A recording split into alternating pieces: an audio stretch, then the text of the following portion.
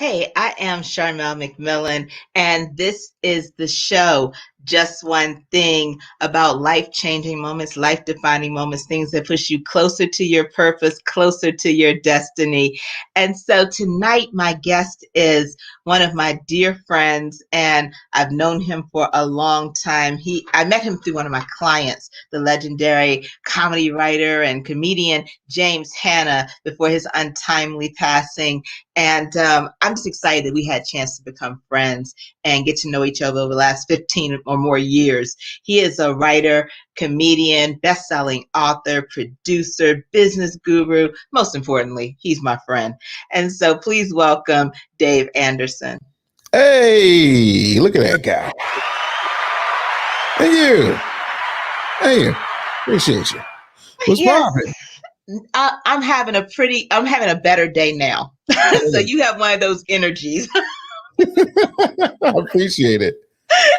Even though we had a rough start getting started, you don't want us to talk about your life and bless these people. Yeah, I'm gonna tell you, man. There's a whole conspiracy going on. I'm gonna tell you, it's Talcum X and his Milky Negro minions that are upset at me right now because I pointed out the fact that this man is a fraud. So, okay. I got a flag from IG like, yeah, we can't say these things, and I'm like, why? They're facts. I'm surprised that video about that Safari put up is this man talking about the vaccine and how it's basically ineffectual, and he was basically breaking down things how they let that stay. They said it was they put a red thing under there that it didn't contain some of the things that were said weren't facts, but they didn't take it down or block his account. And they've been real touchy with this whole virus thing, and anything against the vaccines or anything. They've been real touchy about that on social media. Yeah, I mean, I tend not to touch the vax stuff too much on social media because I already know how they are. Everybody knows what my points are at this point. Y'all already know how I feel about it.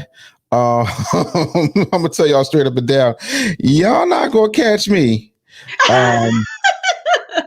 getting a jab. Like I tell you, man, y'all could bring out Aaron Hall in the original lineup of guy and go jab, oh jab, You're so damn silly. jab for me. Yeah. Nope. You know what? This is 26 years. This year is 26 years in the industry for me. And it's been a faith walk. And that's all I know is that inner voice I hear. And that inner voice said, don't do it. So I just sit here and do stuff remotely. Thank God I got clients on retainer and I can work with them remotely and stuff like that. But I was like, something in my spirit is like, don't do it. Don't do it. And they keep changing the narrative. If you're going to poke me, you got to have a consistent narrative. You can't be like, you have immunity, like you got superpowers. No, you don't. Well, you kind of got superpowers. You ain't got no superpowers. You can be sick too. And so, wait, what? Yeah, it's crazy to me how backwards the whole situation is. And I said, well, when in American history has been to our benefit to be first? We got killed in the Revolutionary War, got killed in the Civil War, Tuskegee. And then they said, well, you know what, with a black woman, she came up with this vaccine and her name is Kizzy. See right there? I can't stand you. But I was like, she came up with it. So that's what you guys say. That's what we doing. She came up with it. They don't blame it on Kizzy. So watch when y'all start growing the third arm and y'all start seeing the Walking Dead. They gonna blame Kizzy, but they did the same thing during the Tuskegee experiment. They put a black woman on it, told you it was gonna be free healthcare the whole nine. I have never seen white America say, "Yo, we're gonna give you donuts. There's a lottery. You can get to a concert with the baby." Well, not so much now, but before. Well, no, I don't trust that. And if you cared about our health, explain to me why my daggone dead granddaddy's insulin shots cost so much. If you cared so much about health, why is it that in every black community it's a food desert? Like the math ain't mathing. Y'all can say y'all trust the science. I don't trust the government because the government has never been about us. I like all these commercials with black folks. I was like, black folks had to compete across the entertainment industry to get anything. Now we starring in commercials. And I'm like, when y'all start giving black people parts? So off the break. They will give you parts. Listen, black people always got parts driving a Jeep in the countryside in the herpes commercial. Not the herpes commercial. People with herpes is having the greatest life ever. I don't understand it. I can't wait to see the chlamydia joints pop out, man. Oh yeah, and black people they get commercial for that Truvada for PrEP thing. I don't even know what PrEP is, but I imagine. Listen, whatever y'all look. I don't. Nope. I'm not riding the rainbow, so I can't. But yeah, like I mean, cholesterol. Yeah, you don't give a rat's ass. No, not at all. No, sugar's a dangerous drug. No, I don't care about that. No. But this vaccine, we want black people to take it. Bill Gates could not get Windows Vista virus free, but he's going to get you virus free, and him and his right. I'm still trying to get the Windows joint for free. We can't get that. No. I don't want no Windows. I'll get jabbed if you give me that for free. Oh, no deal. Damn, if that's all it takes is some software. I can make a call. Like, damn, you just clapping it for some software.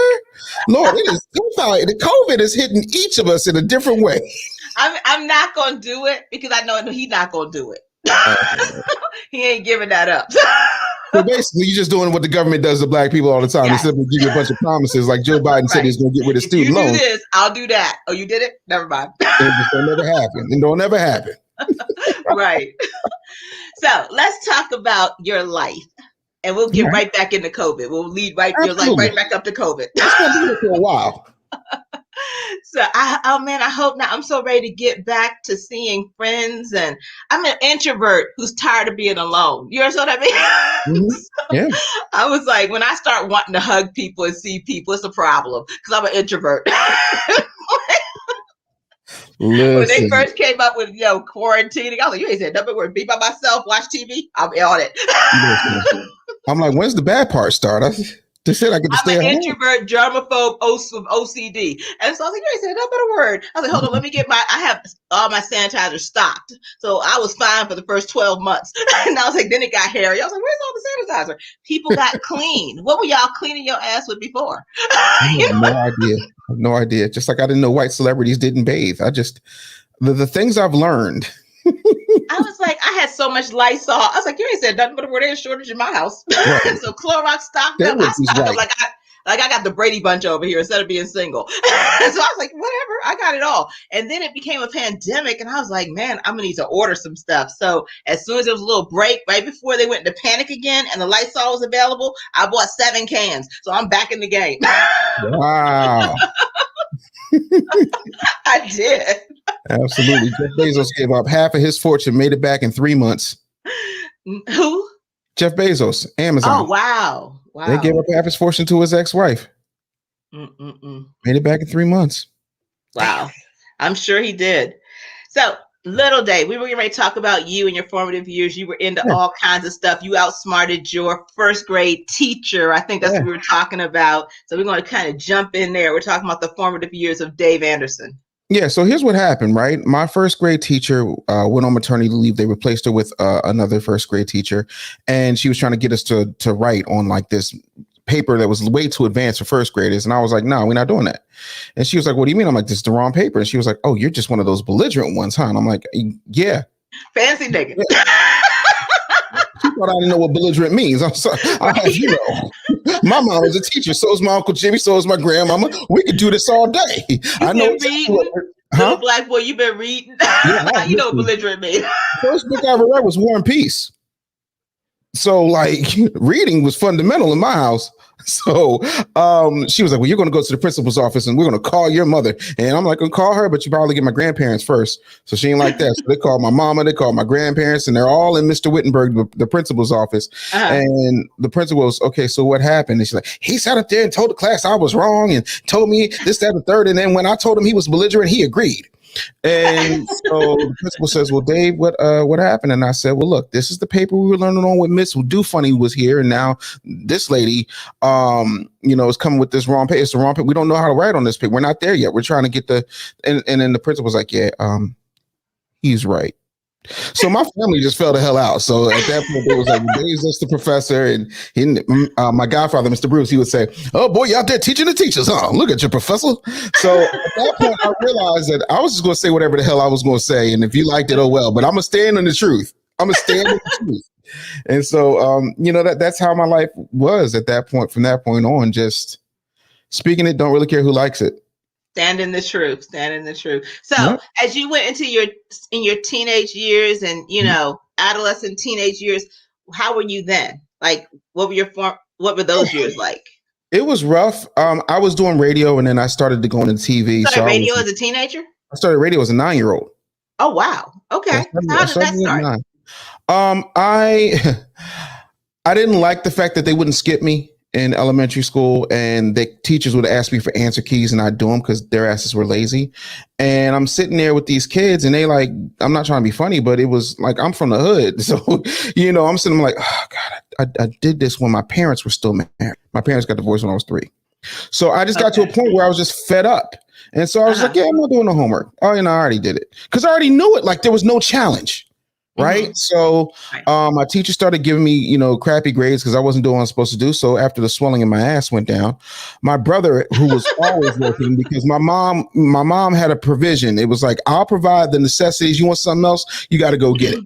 So my brother took pity on me. He bought a phone in and he snuck in a radio because my mom had like made my room barren. It was just me and the clock on the wall.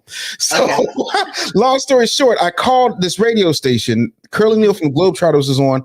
I asked him a question about a trick he had done when I was like 3 years old. My dad took me to the game and he was like, yo, y'all need to hire that kid. That kid's brilliant.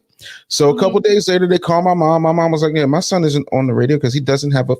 So then after the swelling of my ass went down that time, I had a gig at the University of Pennsylvania, and I kind of never looked back. Entertainment was that.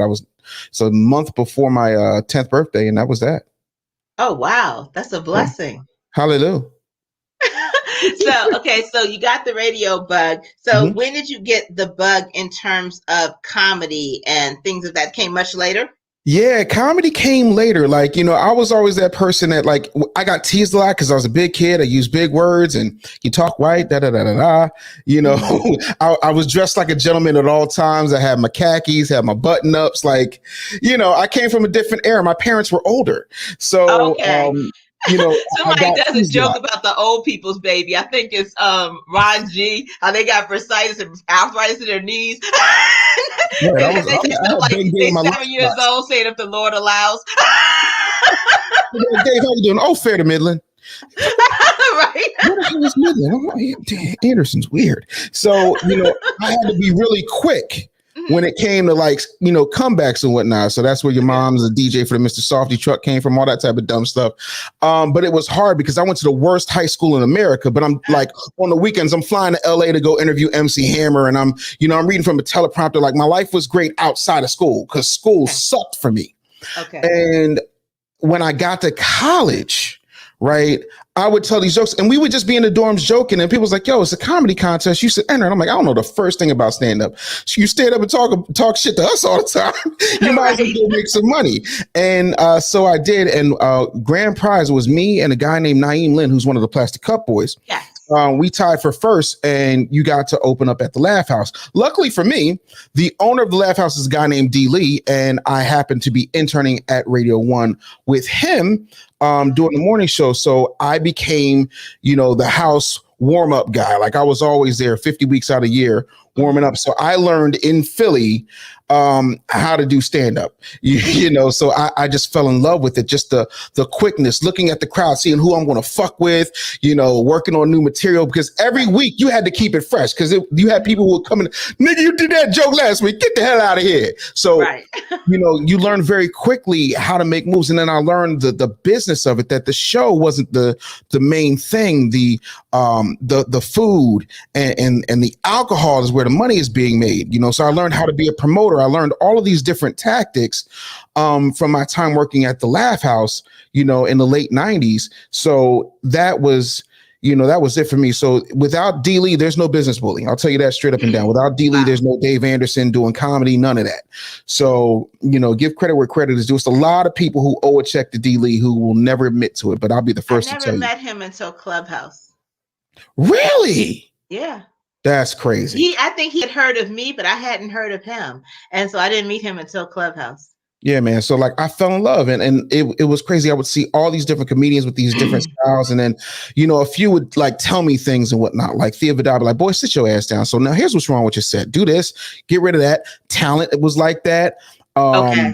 Tommy Davidson. I was like, yo, dude, like you just seen the flow. He was like, yeah, I don't write. I said, what do you mean you don't write? He said, I do my writing from the stage. Oh, wow. Okay. And I said, that's what I said. I said, oh, wow. He was like, yeah, man. He's like, so I'll have a premise. I'll see what works. And then as soon as I'm off the stage, if you notice, I head straight to the back and I'm just like jotting down notes. And I'll come out, do pictures, this, that, and third. And I'll go right back to the green room. I'm just writing. I do my writing from the stage and then I enhance it, afterwards. So that was more my style. Like I can get with that. So, then hitting the road and then, dealing with janky promoters, things of that nature. I love comedy. I think it's great to be able to take really fucked up shit and make it funny. Right. And what's more fucked up than being black in America? Endless material. So what was your first big break in comedy? Was doing that competition, or do you feel like it came later in your career? It depends on who you ask. Okay. I would say that was probably my first big break. I would also say being able to write for legends. Mm-hmm. George Wallace would be like, hey kid, what do you think about this? And I'd write some stuff. And then like when he sent me that check, you couldn't tell me nothing. Right. Like, cause I grew up listening to George Wallace. Like George Wallace was that work, right. So to have a joke of mine come out of his mouth was a different type of situation. And then I realized I was hot shit until I met James Hanna. Mm-hmm. When I met James Hanna, I realized that I think I burned one of my notebooks. Dead ass. James Hanna was an like, absolute beast. And we would have these conversations. Like you could literally throw James Hanna the most obscure topic and he would go 30 minutes on it. And he was just like the thing that he would say, Dave, listen, thing you got to do is this and that. And then like, you still care. Stop caring. Just fuck it. Just say it. It's okay. And then we pick it up and that's what we did, man. And then, just watching other people be great and seeing what makes them tick and then learning that I could write for other people in their voice. Okay. Right. Which was important and came in handy with with Ricky, especially making that transition with Ricky Smiley doing syndicated radio, that type of thing, writing, church announcements, me, Special K, folks like that. Phenomenal learning experience. And then, I think that for me, being around comedians for so long, it's such a formative age. Like there's not much I don't even I get up there and I'm like, boom, I'm gonna see if this works. If it don't, oh well, but guess what? It's been a very long time since I've been booed. You know what I'm saying? So, I still love it. And now that I'm, retiring from, coaching the public, I'm going to be hitting the road again. So I'm doing the Addison Improv, I think September 8th. So okay. I'm excited to get back out there and, and talk my shit and, start pointing some fingers and having some people go, oh shit, he said that. So I think that my big break really did start at the Laugh House. I really did. So you're naturally a Philly native. So I don't know if people knew that. That's why I'm saying it. Yeah. So was there a point in your life that was so pivotal or so challenging that you didn't think you were going to make it to the other side of that challenge? Yeah. When me and Ricky fell out. Okay. When me and Ricky fell out, that was bad because Ricky did the same thing to me he did to Claudia Jordan. Oh, put him in another room. I'm not going to talk to him. If we're going to have meetings, I'm going to run out on him, that type of stuff. And it hurt because this dude I considered one of my best friends. Okay. And the truth of the matter is what he didn't understand is that they were going to fire him. They were going to try and replace him with Rudy Rush or Cedric the Entertainer or somebody else because they're like, all of y'all are good, but like Ricky's a loose cannon. Like the Secret Service showed up one day because he said something that like somebody needed to kill Barbara Bush. Mm-hmm. So, there are all these things I'm handling as a producer that he never got to see. Okay. And so when we fell out, it was bad. Like, so I'm setting up everything and then I go on Christmas vacation and I get fired the day before Christmas. So I come back from Philly to Dallas and couldn't get a gig. Gigs I was up for, I just all of a sudden, it just went cold or it didn't work out and they filled the gig, but the gig was still open another 2 months later. So that was a hard thing. So I wound up after that. Am I still on it? Did she just drop off? Well, I'm gonna tell y'all because anyway, so I wound up after that. Homeless, right? So I'm homeless in Arlington, Texas.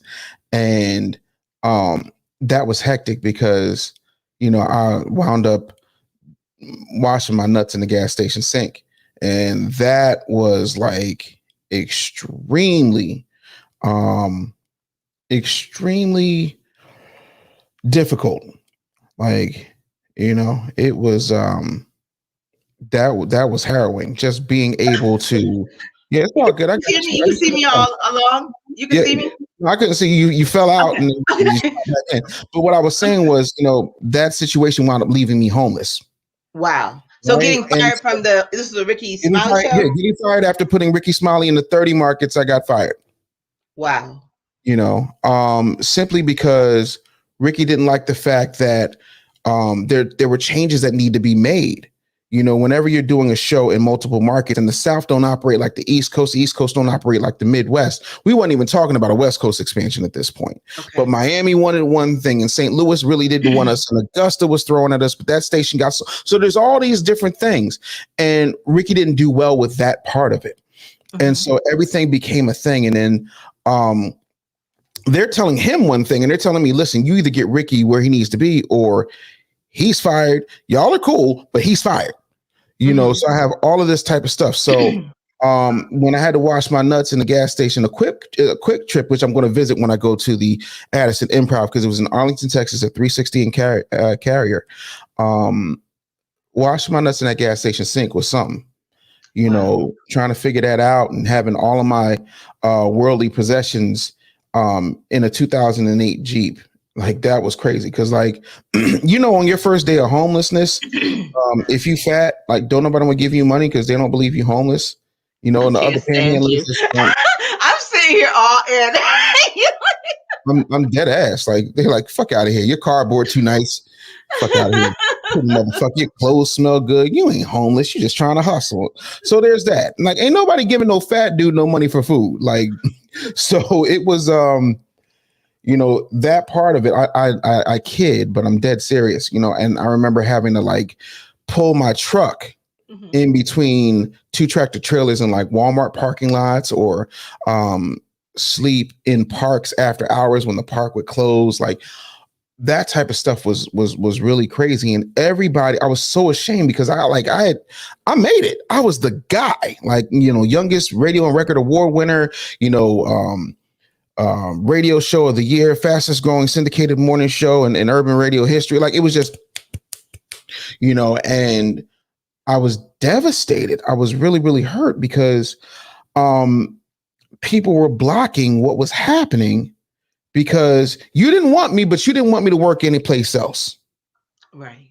And that was hurtful. And, I was lucky. I had some really good friends. Like Head Crack was pivotal. The group Pretty Ricky made sure I had money in my pocket. That's how I got home. Wow. So I drove back to Philly and I slept in my brother's garage, with like a Barbies and action figures coming out of my ass because my niece and my nephew, had used the garage like a playroom, and then it's clothes on the damn treadmill because my I'm brother trying and to my keep a sister-in-law straight wasn't. face and be. You silly as hell. No, this is facts. It's just clothes ain't nobody wearing on the treadmill. Ain't nobody using that damn treadmill. So at that point, this is pivotal. Okay. So at that point, I said, you know what? Industry said fuck Dave. Well, Dave's saying fuck the industry. And so I said, listen, I got talent. I got a lot of people in my Rolodex. I'm about to shake up somebody. And so what I did was I got on Blog Talk, right? And I think my first guest was like Queen Latifah, and then I had Maxwell, and I had Talib Kweli. Like, I was hitting them with like heavy ass guests. So my numbers were just going ape shit. So my social media was blowing up, this, that, and the third. And so I got a call from Clear Channel, and that was the last radio gig I took before I retired from radio. And that gig allowed me to do other things and, make money. And, I was writing my books, in that garage, just doing what I had to do at that point. But that gig taught me some very valuable lessons. But being on Blog Talk and doing those numbers, betting on myself was pivotal, because I'm like, yo, I can do it without the machine. I'm dope without the machine. I'm making money without the machine. So the machine's like, oh, hey, listen, we got a shiny new machine we want you to help make some money for. So I did that for about a year, and then I said, you know what, I'm done, and I retired, and then focused on writing and building other people's businesses, and then I never looked back. Wow. See, I never knew the whole story. I knew snippets, and so interesting. Mm-hmm. So, what happened after that? So, after you retired and you went into helping other people, how did that work out for you? Oh, that was brutal. Oh, like I watch these so-called gurus and they talk about, oh man, all you gotta do is this, and you take that and you go there and you get your Dunn's number, and then you do the hokey pokey and you twerk you 3 times, and then boom, you're hitting millions. And I'm like, nah, that's not what happened. So while I'm building this business, right, I had a resume that was all entertainment. So here's what happens when somebody looks at Dave Anderson's resume. Excuse me. What would happen was someone would say, oh, wow. Yeah, that's cool. So you did DJ Clue and Charlemagne and Wendy Williams and Ricky Smiley. So what are you doing here? Yes. And I'm like, listen, I got to work. And they're like, yeah, nah. Because it was either you're overqualified, which means that I meet the qualifying barrier. If I didn't want the job, I wouldn't apply for the job.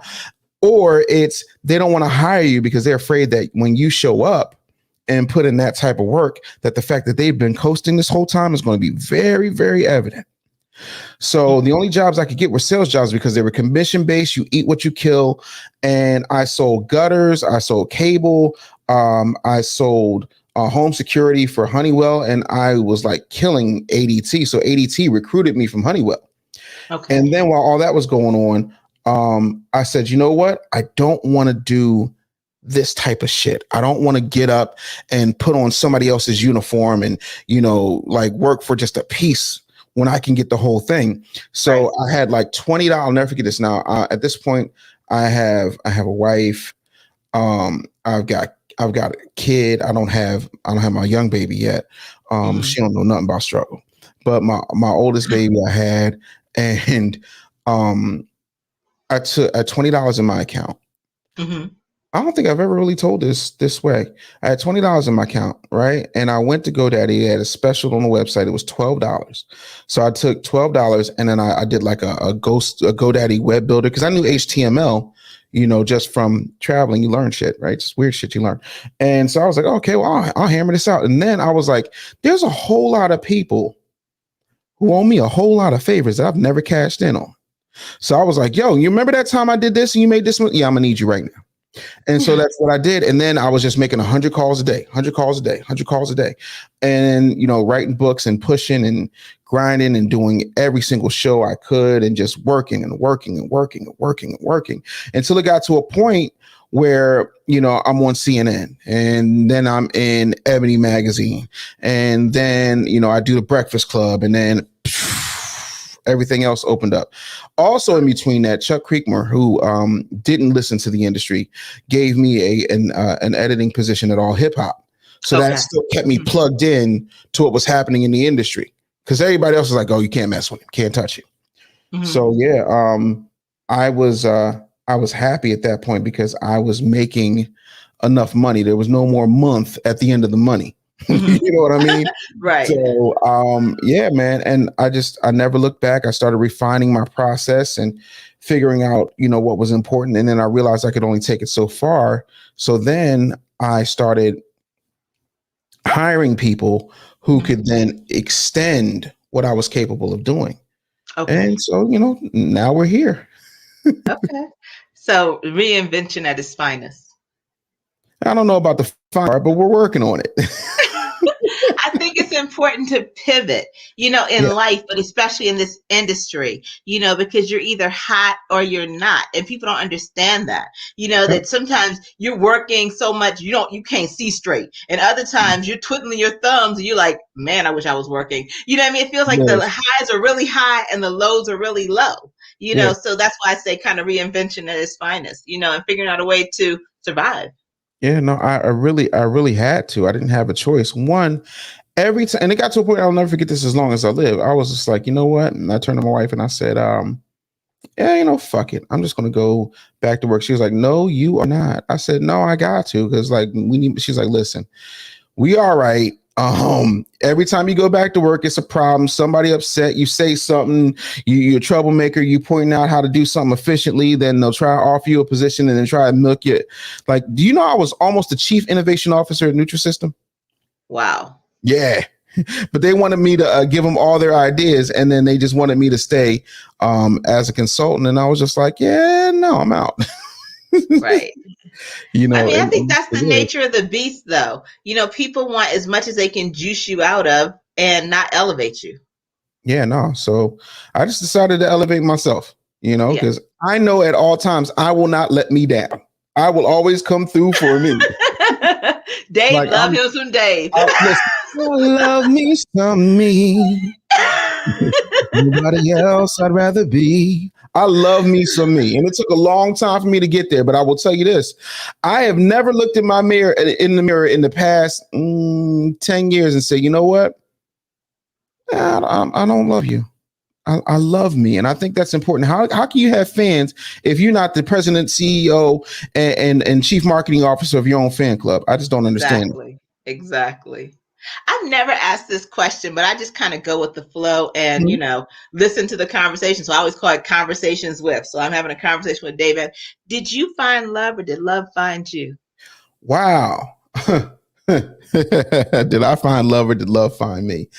A little bit of both, I guess.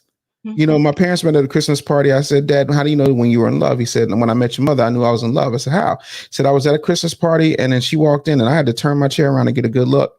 And he said, I felt this feeling I never felt before. And I walked up to her. He said, my name's Carl Anderson. I'm going to marry you. She said, you're crazy. He said, yeah, but I'm going to marry you. He was like, I knew. My parents, once they divorced, never remarried. My mother now lives in the place that they talked about living in when they were on their honeymoon. So like that is love. I have never. Your father still living? My father died in 2005. Okay, but they really still loved each other. Absolutely. My mother never changed her last name. None of that. You know. So when I had gone to college, I had just broken up with this girl. I think her name was like Rochelle, something. I don't remember You don't remember her name? I think it was Rochelle. I don't remember. Like it was that long ago, and I was all upset. And my mom was like, "Boy, you wait till you get to college. You ain't even seen women yet." And I met a guy named Frank, and Frank and I had a lot of classes together because they make you do this program. They make the Negroes do this program because they never train Negroes how to take aptitude tests. So, we're in the Negro advancement program. We're the affirmative action street kids out here. So he was like, "Listen, I'm gonna meet you over here, man." So I come and I'm getting ready to go around the corner. So he come racing around the corner like, "Dave, nigga." I said, "What?" He said, "Nigga, you gotta see the twins." I said, okay. Mommies and daddies get together, and sometimes the sperm hits the embryo and the egg, and it makes an embryo, and the embryo split. Boom, twins. He's like, nigga, fuck all that. Nigga, you got to see the twins. I said, okay, cool, but why are we whispering? He said, nigga, because they're right over there. So I walked over, right? And I see these two really, really beautiful girls. I'm not gonna lie to you, they were just both beautiful. One was kind of tomboyish, and I met her, and my man was like, yo, this is Janine. And I was like, oh, hey, she's cool. And he was like, yeah, this is her sister Janae. Now, Janae wore a white dress with heels. It was like July 6th, 1995. I know the date for two reasons. The first day of college, and it was also my mother's birthday. Okay. And she looked like they stitched the dress on her ass, right? She had a really, really, really short haircut. And I just you ever just time stopped. So whatever my father was feeling, I felt like this was the feeling. So I was like, yo, my name's Dave Anderson. I'm gonna marry you. She said, nigga, you crazy. I said, yeah, but I'm not wrong. Right. And so my, you fast forward several years, and my oldest daughter would come to me one day and she says, Dad, I said, yeah. She says, Mom said that, you were annoying in college. I said, yeah, you goddamn right I was. She said, you were crazy. I said, yeah, she told me I was crazy. I said, do me a favor, go grab your mama's purse. She says, okay. So I said, now go in there and grab her driver's license, right? and then go up to your mother and say this. And so she goes upstairs and she says what I told her to say. She says, Mommy, here's your driver's license. Daddy wanted me to give this to you. And he said, can you read the name that it says on the license? She says, it says Janae Nicole Anderson. He says, yeah. So who's crazy now? Like, I knew it. Like, when you know, you know. You know what I'm saying? And it's just one of those things. She's my person. Like, it's a different type of thing. Like, I tell people all the time, a lot of us look at love like it's this thing and it's springtime and it's butterflies. And while that's a part of it, the thing is, like, who's going to be there when nobody else understands you in the world, right? Who's going to be there when, life is shitty? Who's going to be there when you're sick and throwing up? Who's going to be there when folks just don't see your vision? Who's that person, right? And I learned very quickly, like, she was pregnant. And when she was that pregnant, helps you see it. no. This is our second child I'm talking about. Okay. I was on my way to my consulting gig. Okay. And this guy I come into the apartment complex to drop something off. So we I give it to my wife and I get back in. The truck driver that I guess I cut off when I came into the parking lot started cussing. He was doing the Karen thing before the Karen thing was happening. It was like 2014. And my wife's like, Dave, get your ass in the car. You're not going to fight this man. I am pregnant. This is that bullshit. Get in the car and drive off. So I'm getting in the car. I'm adjusting my rear view. And then I see this pregnant woman cussing this man out, about to beat the brakes off him. I don't know how she got from the door to the parking lot to whip this old white man's ass, but she's going to whip this old white man's ass today. She was like, let me tell you. She told you to get in the car, but then she went back there. And then, like, I guess because for like a split second, she thought about it, like, no, he need his ass whipped. So all of 52nd and Ogden, West Philly came out of my wife at that point. And she was, on his head. So I'm like, Jai. Yeah, man, like love is being able to fight, together against the world, like that type of situation. Wow. And understanding that it evolves, so I think love found me and we found each other. And then we had both, we had grown, we've been through shit, we came back and looked like, damn, you got the same kind of baggage I got. Oh shit, we got matching luggage. Let's go. We're going to work this shit out together. So that's the therapy and shit comes in, and that's just, now it's like, you enjoying the spoils of war. Does that mean that I'm perfect? No. Does that mean that I get everything right? No. Does that mean she gets everything right? No. But don't nobody else want to put up with my shit. And if they do, it's only because I'm Dave Anderson. They don't want to put up with my shit because I'm Dave Anderson. Right. You feel me? Mm-hmm. So, I mean, that's what it is, man. So one of us going to die to leave here. We might get mad at each other, but we don't live in the same spot. We're going to have some conjugal visits. Yeah. So that was a dope story. I mean, I never know really what I'm going to ask, but that popped into my brain. So I was like, I want to know that aspect. I know nobody asked you, so I wanted to know. Because I don't really, I feel like there are very few things in my life that are sacred. Like my family situation is sacred. You ain't got to like it. You ain't got to agree with it. You don't have to love it. It ain't your shit. Mm-hmm. But the public is never going to fuck up my shit. Right. Exactly. But no, I just think there's so many facets to you, and you're funny, you're witty, naturally you're intelligent, and you engage people. But sometimes I just want to know, like, what makes the man, and I think that, who his rib is integral, and how that happened. And so I love. And so that's why I asked. Yeah, listen, I had a faulty rib before. That shit ain't no fun. Not a faulty rib. I call that bitch Godzilla. She big, she boxy, she got little arms, and she was just trying to destroy everything. And just the Japanese village of my life. She was just, I don't know what happened to her. I know she around someplace. Probably driving some poor sucker, miserable. And God bless that man. May he have many gentle mercies on the Lord. But I know what it is when it's the wrong person. I know what it is when it's the right person. So let me ask you this, and this is probably my final question. What keeps you lifted on days when you don't feel like motivating yourself? You motivate other people for a living. You inspire, you uplift, you make them laugh for a living. Yeah. How do you keep going on days when you feel like giving up? 7 words. Daddy, I want the Barbie dream house. The kids are your Yo, motivator. my youngest has been gold digging on me since she got here. Right. And I was the type of parent, listen, when this little one pop out, let me tell you something, ain't gonna be this, ain't gonna be that. I listen, my default is no. And then I forgot to add problem. It was like, no problem. Daddy, I want this, no problem. Daddy, I want the nail polish, no problem. Daddy, I want to see Mickey Mouse on ice, no problem. Floor seats, let's go. Like, I feel like you stop living your life when you have family. Okay. Your life becomes this thing. It almost becomes like a tackle box. So you got different lures for different things, right? And so there's a part of my life that's showman. There's a part of my life that's CEO. There's part of my life that is comedian. There's a part of my life that is husband and father.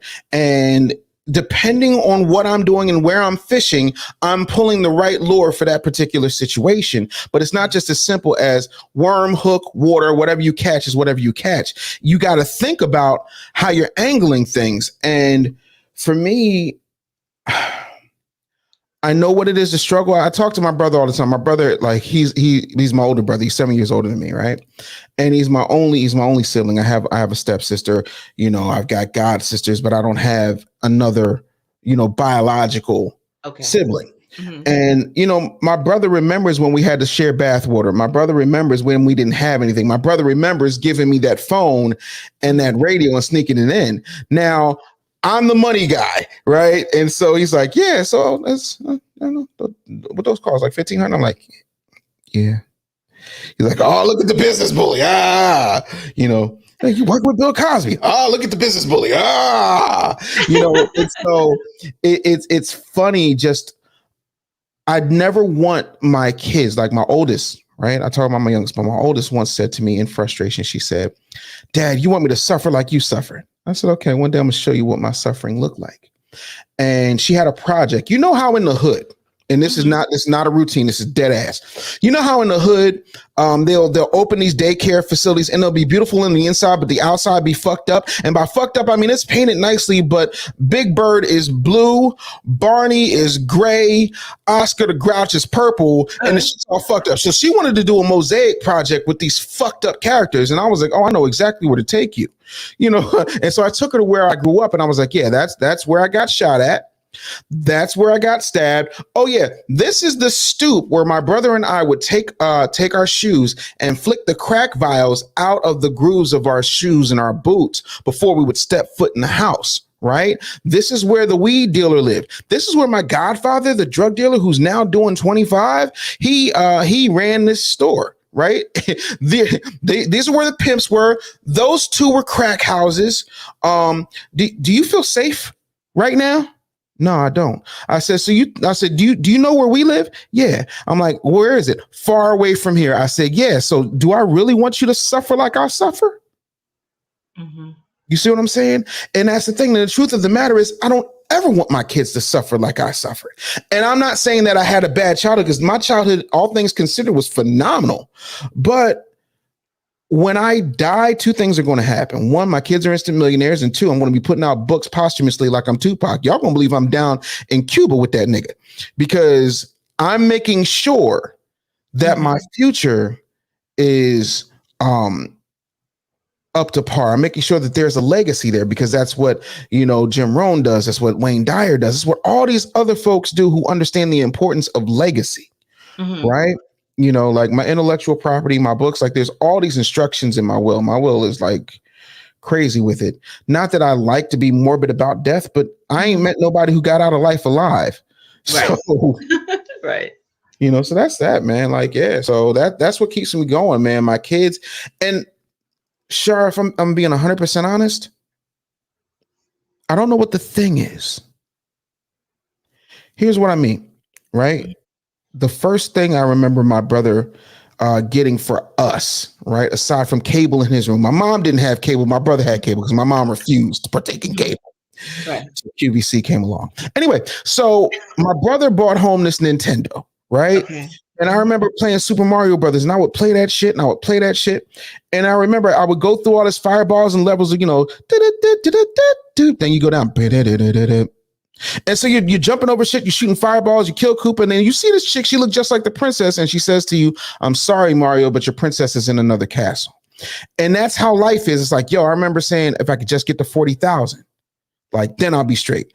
Then I'm like, oh, if I get to 100, then I'll be straight. Oh, if I hit 250, I'll be straight. Let me get to 300,000, then I'm good, right? Then let me get to 1 million. And then I'm like, well, shit, this is dope. But Gary Vee just did 500. Right. There's always another level. So I don't know what it is. I don't know what the thing is. I don't know if it's going to be comedy. I don't know if it's going to be, consulting for high-end people. I don't know what the thing is. And until I find out what that thing is, I'm going to keep trying different things. So I'll shutter a whole career and build up another one just to see if this is the thing. Right. I can relate to that. I can understand that. Yeah. That's it, man. I just, I don't want to die. Mm-hmm. Maybe because my stepfather and my grandfather died in the same week, 3 days apart from each other. Maybe the fact that my dad died in 2005 and never saw all of this, maybe my grandmother, because she died right before I popped. Mm-hmm.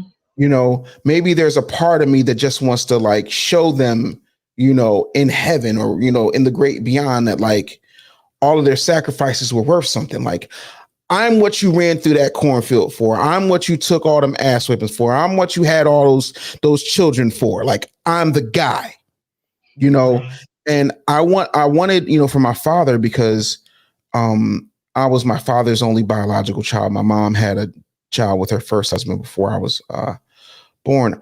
I wanted my last name to mean something, and I want my last name to, like people will say now, if you talk, you hear people talk, say, well, shit, I ain't got Dave Anderson, man. I can't pay that niggas 30,000 just now, but I'm working on one day I'm gonna have money for Dave Anderson. Like, that's a thing. Like, Dave Anderson money is a thing. Like, I gotta get to that level so I can get this guy to teach me what it is I need to know. Right. That means I did my father proud. That means that my kid can hold their heads up high, knowing that I'm not ripping people off. I'm helping people grow.